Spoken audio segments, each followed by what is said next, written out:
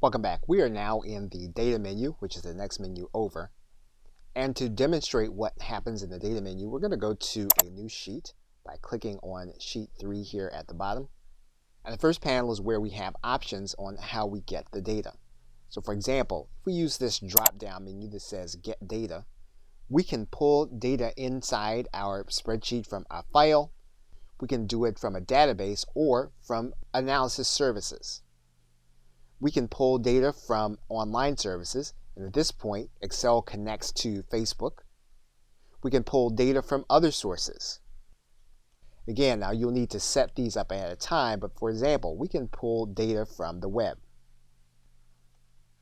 We can get data from a text or CSV file by clicking this link.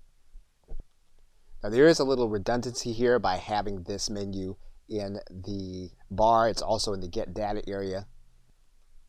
Now if we have another set of data that we have named in another spreadsheet or another worksheet, we can get that data from this area. And what we would need to do is we would need to determine the address for that data and place it here.